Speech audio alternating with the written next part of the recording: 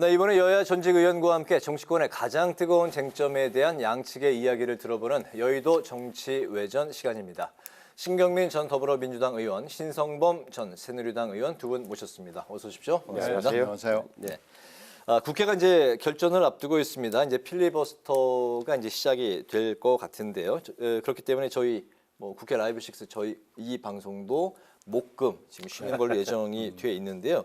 내일부터 그 야당의 노란봉투법과 방송법 처리에 맞선 여당의 필리버스터가 이제 진행이 됩니다. 닷새 동안 이제 총 60명. 그런데 이제 3선 이상의 이제 중진 의원은 권성동 의원 뿐인 걸 두고서 혹시 그 전투력이 좀 이렇게 좀 약한 거 아니냐 이런 그 시각도 존재하고 있는데 어쨌든 내일부터 펼쳐질 필리버스터 장기전 여야 전략과 관전 포인트부터 좀 짚어볼까요? 어떻습니까? 이게 지금 필리버스터라는 제도가 도입된 일에 몇 번 있었어요. 네. 근데 이제 우리나라만에 있는 제도는 아니고 미국을 이거 베껴온 건데 미국에는 그냥 신문을 가지고 가서 1면부터 한 50면, 60면까지 읽는 경우도 있는데 우리나라는 조금 요건을 까다롭게 해서 주제에서 벗어나면 안 됩니다.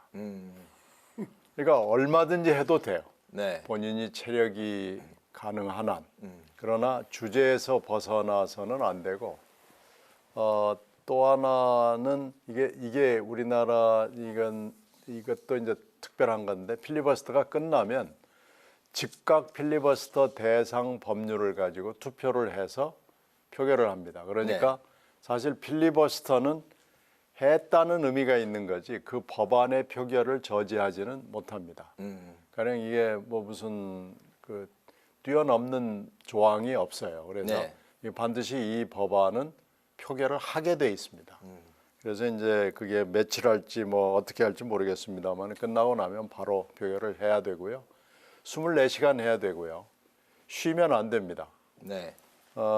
저도 경험이 있는데 3시간, 4시간, 5시간은 사실 아무것도 아니에요. 9시간 심한 경우에는 12시간까지 하는 분들이 있기 때문에 윤희숙 의원 같은 경우 이제 네. 그전 12시간 이상 했다고요. 네. 체력만 좋으면은 할 수 있습니다. 그리고 원고를 쓸 수 있는 상황은 아니기 때문에 여러 가지 본인의 능력에 따라서 논문을 가져와서 읽는 경우는 있어요. 해당 논문을. 네. 그리고 해당 기사를 이렇게 쭉 스크랩을 해가지고 와서 하는 경우도 있는데 하여튼 단상을 내려오면 안 됩니다. 그러니까 그게 조건이거든요. 그러니까 식사와 화장실과 이런 문제는 본인이 알아서 그건 식사를 먹으면서 밥을 먹거나 샌드위치를 먹으면서 할 수는 없으니까요. 그건 이제 본인이 감내를 체력적으로 참고 견디고 감내를 해야 되는 부분입니다. 네네. 무제한 토론으로 보통 번역하잖아요. 그러니까 이건 국회 내에 소수파가 다수파의 의사 진행을 합법적으로 방해하는 거예요. 고의로. 네. 합법적으로. 합법적인 거죠. 그러면 이게 계속되면은 말 그대로 무제한이 될 수 있어요. 무제한. 그래서 제한이 가해지는 이유는 뭐냐? 민주당이 다수되기 때문에. 그러니까 이 진행되는 24시간이 지난 다음에는 민주당이 다수당이라는 이유로 종결 동의안을 내는 거예요. 종결 동의안. 네. 그러면은 이게 5분의 3, 298명이니까 제가 계산해보니까 179명이 동의하면 저지를 할 수가 있죠. 무제한이 갑자기 제한이 돼요. 끝. 네네. 이렇게 돼. 그러면 내일 국회 본회의가 2시로 예정돼 있더라고요. 2시 예정돼 있다. 그러면은 다른 법안 상정하고 김진표 의장이 뭐라고 말씀하시고 하면 2시간 걸려요. 제 기억에 보죠. 네. 2시간. 그럼 내일 4시에 시작한다 치자. 4시에 그러면은 우리 지금 말하는 대로 노란봉투법 상정한다. 누가 나올지 모르지만 첫 번째 주자로 국민의힘 누가 나와서 한 3시간, 4시간 끌기 시작한다. 의원들 해서 듣는다. 민주당도 나와 찬성 토론할 거다. 이렇게 되면 어떻게 되느냐. 제가 보기에는 내일 4시에 시작된다 그러면 모레 토요일 날 금요일 날 오후 4시 되면 민주당이 내버리는 거예요. 종결안. 네. 그럼 거기서 노란봉투법은 끝나. 그냥 바로 표결 들어가야 되는 거예요. 그 다음에 방송법이 하나가 아니에요. 방송법이 3개라니까 3개. 방송 3법이죠. 방송 3법이라고 그러고. 방송법이 뭡니까? 예를 들어서 방송 방송법 하나. 또 방송문화진흥법인가? 방문진법 하나. 교육방송 이렇게 그 하나하나씩 하면 이게 쭉쭉 연결되다 보면 토요일, 일요일 빨라야 월요일 오후 네. 오후 4시 다시 오후 저녁 이렇게 종결되는 이런 절차가 진행되는 거죠. 그런데 앵커가 말씀하셨던 거 왜 국민의힘에서 그런데 60명인데 59명 초재선이고 3선 이상은 권성동 의원밖에 없는 거냐. 중요한 질문을 하신 거예요. 이렇게 되면 사실은 이게 이 정도로 야당이 낸 노란봉투법과 방송법안이 잘못된 법안이라면 3선 이상 의원들이 먼저 나서서 후배들한테 모범을 보여야 되는 거예요. 옛날에 야당은 그렇게 했어요. 네. 은수미 의원 같은 경우 내가 기억나는데 2020년도인가 10시간씩 서서 테러 방지법 뭐 그래가지고 그때 전사라는 이름을 얻고 성남시장으로 다 공천받아 간 거예요. 물론 결말은 안 좋았지만. 네. 그러니까 지금은 우리 여당이긴 하지만 국민의힘이 적어도 3선 이상은 권성동 의원밖에 없다는 건 약간 문제가 있는 거예요. 전투력 전투력이라는 차원은 표현보다는 저는 뭐 네. 열의와 열성과 열정과 헌신이 없는 거지. 네, 이건 중진 뭐 그 초선 이런 거 가릴 거 없이 임해야 된다. 아, 뭐 당연하죠. 근데 그런 선배들 좀 보여줘야 되는 건데 알겠습니다. 이상해졌죠. 노란 봉투법도 이제 방송법 처리에 대한 표결 결과는 이제 또 월요일에 이제 월요일쯤 될 거예요. 월요일쯤에 이제 필리버스터가 이제 끝나는 그 예상 시간이 이제 월요일로 예상이 되고 있는데 그때 또 이제 나오면 관련 이야기를 나눠 보도록 하겠습니다. 다음 이슈로 넘어가겠는데요. 민주당이 오늘 최상병 의혹 등 3건의 국정조사 요구서를 제출했습니다. 하지만 이동관 방통위원장과 한동훈 장관 탄핵 문제는 내일 결정하겠다 이렇게 이제 미뤘는데요. 국정조사와 탄핵 그리고 대장동 김건희 여사 쌍특검까지 이렇게 이제 삼각공세로 국면 전환을 꾀하고 있다는 분석인데요.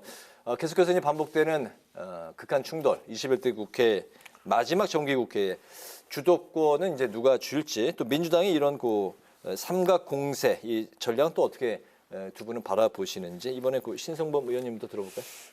이 야당에서는 이렇게 뭐라 그럴까 상습 저는 뭐 버릇이란 표현 상습적으로 하면은 별로 신빙성의 신뢰도가 떨어져 버리는 거예요. 그러니까 제 느낌에는 이렇게 내는 게 어떻게 보면 요즘 이슈몰이에 수세적으로 몰리니까 야당이 할 수 있는 건 이것밖에 없다는 어떻게 보면 상투적이랄까 이런 대응으로 보여지는 거예요. 그래서 자 지금 이동관 방통위원장의 방송 자각 음모를 규탄하는 건 좋은데 그럼 방송 자각을 위해서 KBS, MBC, 뭐 YTN 문제를 어떻게 이동관 위원장이 개입했다는 나름의 증거를 좀 내주고 나서 탄핵을 해야 돼 마찬가지. 왜 그러냐면은 이게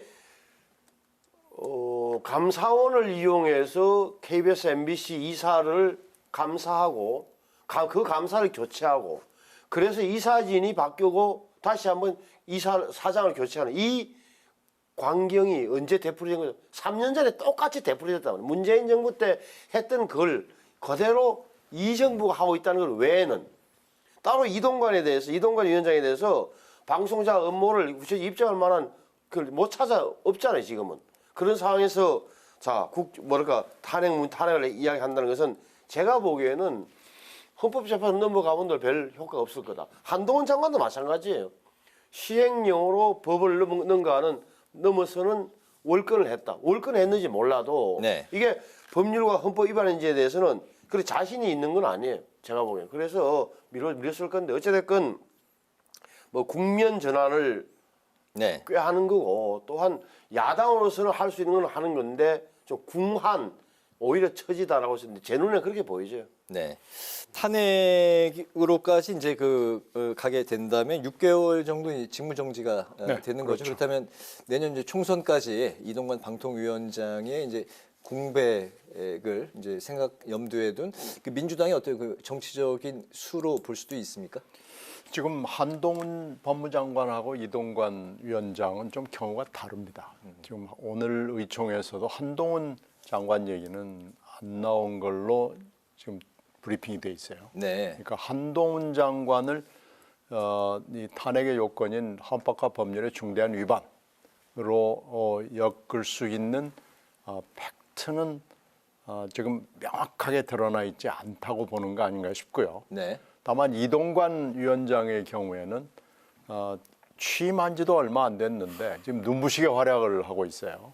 뭐 KBS, MBC, YTN 등등 해가지고 또 특히 방송심의위원회하고의 관계 설정 같은 것도 보면은 역대 방통위원장이 감히 할 수 없었던 일, 그리고 또 이상한 방통위원장들이 했던 일 이런 거 다 뭉뚱그려서 이동관 위원장의 활약은 정말 대단합니다. 아마 이게 준비된 방통위원장 아닌가 싶어요. 뭐 쉬면서 여러 가지 도상훈련을 하지 않았나 싶어서 방통위원장의 탄핵 부분에 대해서는 별로 이론이 없는 것 같아요. 네. 그런데 이제 탄핵을 남발하는 거 아니냐라는 지적에 대해서는 저도 동의하는 바가 있습니다. 탄핵이라는 제도는 사실은 뭐 여러 번 얘기가 나왔습니다마는 탄핵이 끝까지 간 경우에는 박근혜 대통령 탄핵 정도밖에 없거든요. 그만큼 이게 국회만으로서 제도적으로 완결되는 게 아니고 헌법재판소를 또 거쳐야 되고 이래서 이게 정치적 요건과 법률적 요건을 함께 갖춰야 되니까 이게 쉽지가 않아요. 그럼에도 불구하고 탄핵이라는 카드를 이번에 꺼낸 것은 그만큼 방통위원장의 여러 가지 일들이 많았다는 것을 상징적으로 보여주는 거고요. 네. 지금 쌍특검은 이번 국회가 아니고 이게 지금 총선 전까지 이게 끌고 갈 이슈이기 때문에 이건 아마 그때가 돼서 굉장히 역할을 크게 할 이슈고요.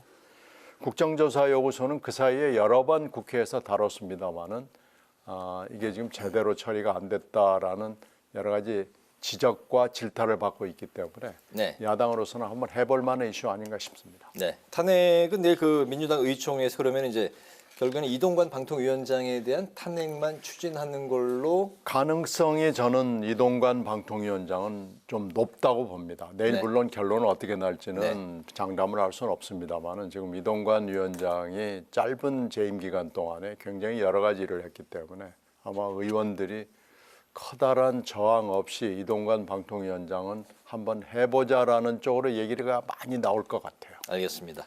다음 이슈는 이준석 전 국민의힘 대표의 신당 창당설에 관한 이야기입니다. 비명계 이상민 의원에 이어서 양양자 대표 또 금태섭 전 의원과 만남을 예고하면서 제3지대론이 이제 힘을 받고 있는데요. 일부에서는 이준석 전 대표의 이제 몸값 올리기다, 또 신당을 만들어도 다시 복당할 것이다, 이런 이제 관측도 나오고 있습니다. 여러 가지 이렇게 말들이 많이 나오고 있는데 과연 이준석 신당 창당이 가능할지, 정말 창당을 할지 두 분의 그 시각부터, 그리고 이제 여러 가지 이제 생각과 또 이제 그 정치 해법에 대한 생각이 다른 이 사람들끼리의 이런 모임이 과연 화학적 결합이 가능할지, 이준석 전 대표를 중심으로 한 빅텐트가 세워질지 좀 종합적으로 좀 두 분의 말씀을 들어볼까 합니다. 이준석 전 대표가 과연 본인 생각도 제가 보기에는 오락가락 할 겁니다. 오락가락 한다 하면 야, 이러다가 정말 신당을 만들어야 되는 것 아니냐? 아니야. 그럼 정치 생명 이런 생각을 왜 안 하겠어요? 네. 왜 그러냐? 지금 이준석 씨의 가장 큰 목표는 원내 진입이에요. 정치 생활한 12년이에요, 이제. 이제 한 번은 들어와야 돼요. 3번 실패했다고. 네. 이거 들어와야 자기 뜻을 펼치는 너무나 명백해서 하죠. 근데 왜 들어오는데 왜 문제가 되느냐? 첫째는 노원병이라는 지역, 다시 말하면 이 현재 국민의힘의 공천을 받아본들, 그러니까 다시 말하면 지도부와 지금 주류와 잘 지내서 공천을 받아본들 당선될 것이라는 자신이 없는 거예요, 지금. 그렇잖아요. 네. 그러니까 차라리 신당을 만들고 하는 게 훨씬 더 나을 거라는 판단을 함직해요. 심지어는 무수속 나갈까 어디를 TKG 가서 한번 해볼까 하는 생각도 하는 거예요. 그런데 자, 신당을 만들게 되면 결국은 수도권의 국민의힘에 엄청난 피해를 타격을 줘요. 대구를 나가더라도 심지어는 이준석 무수속 나가든 신당을 만들든 간에 그렇게 되면 보수 패배의 총선 패배의 책임을 다 뒤집쓰는 결과가 되고 말 것이라는 불안감을 왜 안 갖고 있겠어요? 그러니까 지금은 이곳저곳 다니면서 많이 만나면서 이야기를 들어보겠죠. 제가 보기에는 근데 현실적으로 쉽지 않은 길이에요, 이게 신당이라는 게. 네. 물론 미래가 당장은 지금은 지지율이 신당을 만들면은 높을 거라는 관측이 있지만 나중 되면은 2024년 내년 1월, 2월 되면 다 수렴된다고. 양쪽 다 수렴으로. 제가 보기에는. 그런 상황에서 지지율을 과연 10% 이상 유지할 수 있을까 이런 생각도 함직하고 굉장히 좀 고민이 많을 거다. 그리고 지금 뭐 예를 들어서 양향자, 금태섭 이런 분들과 이준석 전 대표와의 결합은 불가능해요. 안 맞는 분들이에요. 네, 이준석 전 대표가 이제 창당을 하더라도 일시적으로 지지율을 이제 끌어올릴 수는 있지만 내년 총선을 앞두고 본격적으로 이제 양당이 움직이게 되면 그 국민의 지지도는 두 당을 중심으로 또 회귀할 것이다라고 그렇게 이제 보셨습니다. 이준석 창당에 대해서 이제 좀 부정적으로 많이 이제 보시는 것 같은데요. 신경민 의원은 어떻게 보시나요? 글쎄 국힘당 내부에서는 뭐 이준석 전 대표가 끝까지 할까? 할 수 있을까? 뭐 이런 회의론이 굉장히 많은 건 사실이에요. 그런데 지금 현재만을 놓고 보면 이준석 전 대표의 목표는 분명해 보입니다. 일단은 국힘당하고는 더 이상 못한다. 그리고 빨리 청산한다. 네. 그리고 이번에는 무조건 배지를 달아야 되겠다. 뭐 이 목표나 뭐 장기적인 목표나 중기적인 목표나 단기적인 목표가 분명해 보여요. 그런데 이제 방법론에서 금방 얘기했던 여러 사람들, 금 전 의원이나 양 의원이나 같이 하는 것을 그래서 텐트를 조금이라도 크게 빅 텐트가 되면 좋고 하여튼 텐트를 스몰 텐트는 아닌 걸 좀 치고 싶어하는 그 욕심도 분명해 보여요. 네. 근데 그거는 이제 쉽지 않죠. 물론 여의도에는 비관론과 낙관론이 공존하고요. 이제 물리적 결합, 화학적 결합 이런 게 가능하겠느냐라는 회의론도 분명히 있는데요. 하여튼 어찌 됐든지 간에 텐트는 가급적 큰 걸 한번 쳐보자. 이런 목표도 분명해 보여요. 그래서 이준석 전 대표의 여러 가지 지금 행보는 중기적으로 목표는 분명하게 보인다라는 건 누구 눈에도 읽히죠. 가령 근데 최근에 있었던 미스터 린턴 이 사건이랄지 그리고 안철수 대표와의 식당에서의 어떤 트러블 같은 거 뭐 이런 것은 가벼운 처신이라는 점에서는 좀 좋지는 않죠. 근데 이제 이건 극복해야 될 과제이긴 한데 뭐 이건 뭐 넘어설 거라고 생각을 해요. 그래서 네. 이게 뭐 그렇게 진로에서 엄청난 방해 요소가 될까라는 점에 대해서는 저는 좀 아니다고 봅니다. 하여튼 이준석 대표의 그 가는 방향은 이미 누구 눈에도 좀 분명해 보인다라는 거죠. 창당을 할 것이다라고. 네, 일단 뭐 본인이 여러 차례 얘기했듯이 어려워도 간다라는 겁니다. 알겠습니다. 근데 이준석 전 대표에 대한 이제 보수 지지자들의 근원적인 질문은 이런 거예요.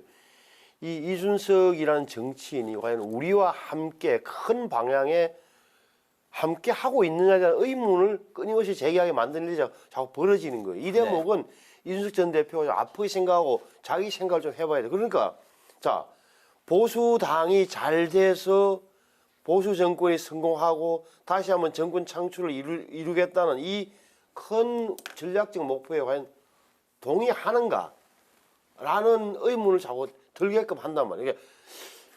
건전한 비판과 어떻게 보면은 내부의 상처를 내는 것에 차이가 있는 거예요. 물론 이준석 대표 여기에 대해서 지금 이 당 가지고는 안 된다는 논리를 계속 내세우고 있지만 적어도 인요한 위원장이 들어와서 이야기했던 이런 부분 보면 조금 어찌됐건 좀 부족하지만 개선 내지는 개혁될 소지를 보이고 있는 이 대목에서 이로 부족하다는 자기 나름의 결론을 내려버리고 당을 떠난다. 그것도 무소속 수준이 아니라 신당을 만든다 할 때 그 이후에 그 후폭풍에 대해서도 네.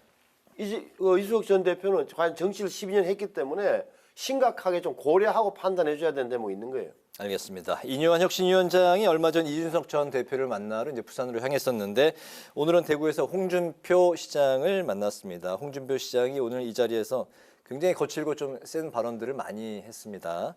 뭐 듣보잡들을 좀 정리해달라. 대통령 믿고 설치는 세력들을 정리해달라. 뭐 여러 가지 말들을 이제 많이 했는데 과연 그 김기현 대표를 비롯한 그 친윤과 중진들 이뉴한 혁신위가 이제 그 요구한 대로 불출마와 험지를 선택할지 관심이 쏠리고 있는 상황입니다.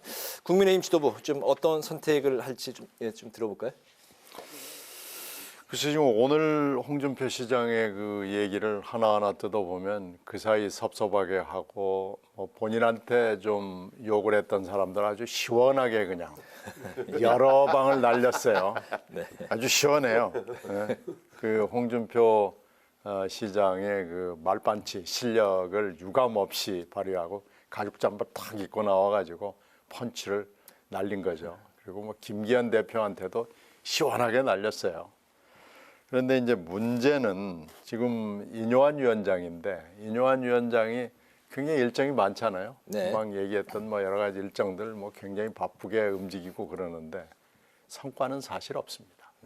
분주하고 분망하고 뭐 전국을 지금 헤집고 다니고 있지만 그 뭐 1차 혁신안이라는 것은 그 사면이죠. 사면은 본인들이 그 사면 대상자들이 별로 그렇게 시답지 않은 반응을 보이면서 퇴색해버렸고 이제 2차가 진짜인데 권고라고 그러는 이제 중진들 지도부들 불출마인데 지금 아직까지 지금 며칠 지났는데도 아무 메아리가 없어요.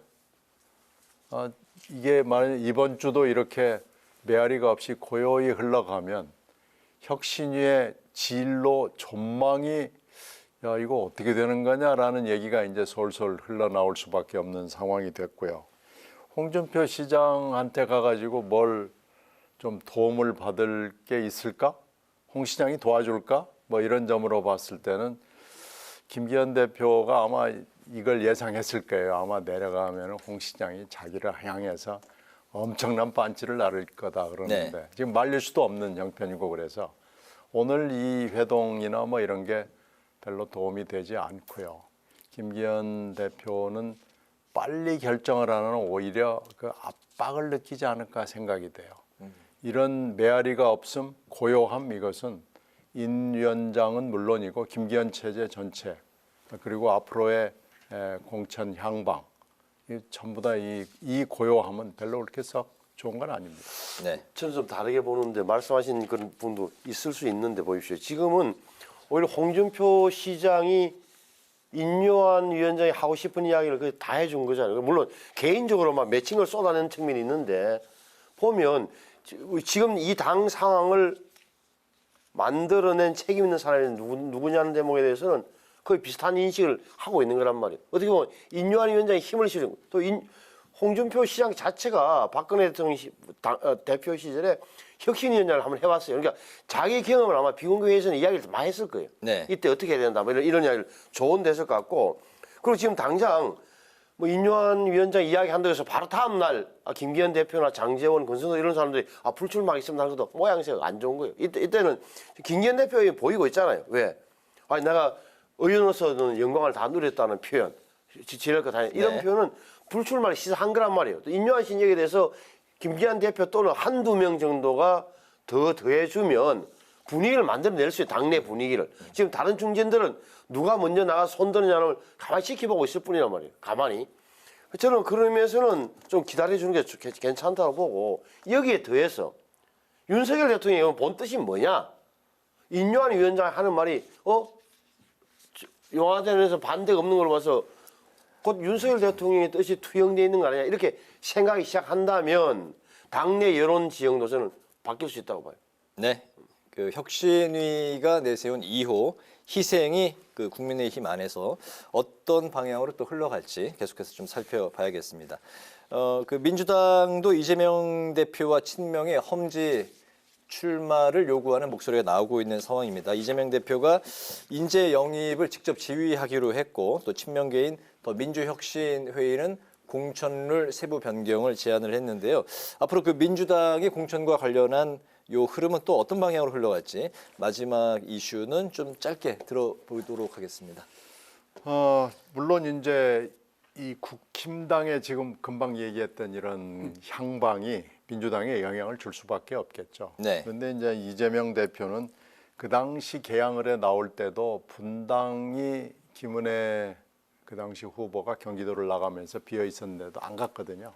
그래서 아마 험지 출마를 안 할 겁니다. 저는 안 한다 쪽에 베팅을 하고 싶고요. 그리고 민주혁신회의는 이게 어떻게 보면 당의 공식 기구라기보다는 이게 이재명 대표의 친위 조직이라고도 볼 수 있어요. 근데 지금 굉장히 여러 가지 공천에 관련된 활동을 수면화 내지는 배후에서 하고 있습니다. 네. 그래서 이게 지금 신경이 쓰입니다. 이게 이런 식으로 계속 이렇게 공천의 과정에 개입을 해서 감나라, 먼 나라 뭐 이러면은 이 영향을 줄 수밖에 없죠. 이거 굉장히 주목되는 지금 움직임입니다. 네, 신성범 의원님. 그 민주혁신회의라는 데서 공천룰 세부 변경을 한다. 무슨 뜻이냐? 현역 의원들한테 가혹할 조건을 만들어내는 거예요. 네.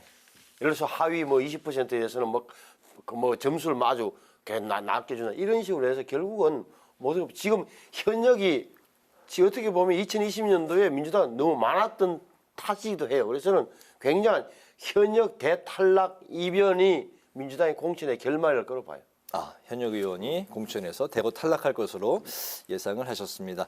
여의도 정치회전 이제 마칠 시간이 됐는데요. 지금까지 신경민 전 더불어민주당 의원, 신성범 전 새누리당 의원 두 분과 함께했습니다. 오늘도 말씀 잘 들었습니다. 고맙습니다. 감사합니다. 네, 오늘 국회 라이브 6도 여기서 마치겠습니다. 시청해주신 여러분 고맙습니다.